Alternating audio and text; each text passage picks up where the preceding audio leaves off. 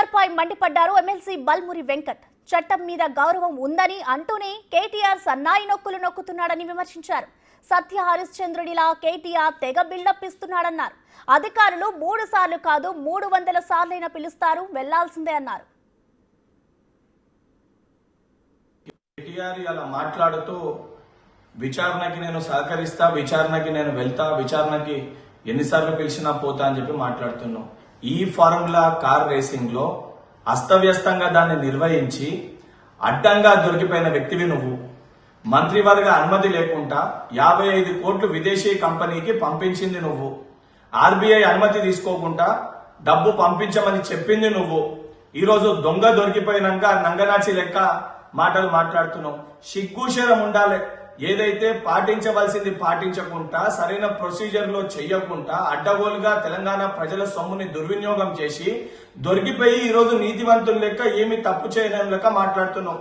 3 సార్లు కాదు, దొంగతనం చేసినోళ్ళని 300 సార్లు అధికారులు పిలిచినా పోవాల్సిందే, సమాధానం చెప్పాల్సిందే. నిజంగా నువ్వు సత్య హరిశ్చంద్రుడు అయితే ఆ విచారణలో వాస్తవాలు చెప్పి అంగీకరించాల్సిన బాధ్యత నీపైన ఉంటది. అవన్నిటినీ పక్కన పెట్టి మా ప్రభుత్వం నీపైన కేసులు పెట్టి మిమ్మల్ని లోపల పెట్టే అవసరం మాకు లేదు.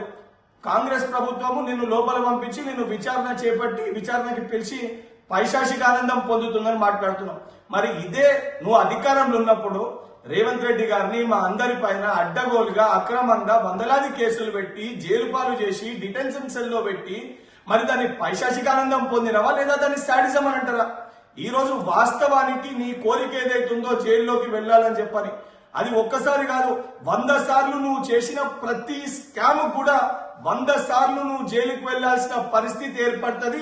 నీ కోరిక నెరవేరాలని చెప్పి నేను కూడా కోరుకుంటున్నా.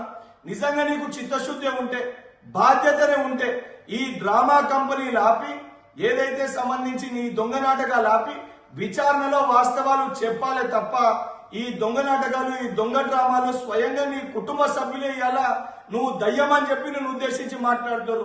మరి ఈ పంచాయతీ అంతా తెలంగాణ రాష్ట్ర సొమ్ముని దోచుకుంటేనే వచ్చింది కదా కేటీఆర్. బిడ్డ ఖబర్దార్, మాటలు మాట్లాడే ముందు నువ్వు నీ అయ్యా నీ కుటుంబ సభ్యులు తెలంగాణ రాష్ట్రాన్ని దోచుకుండ్రు.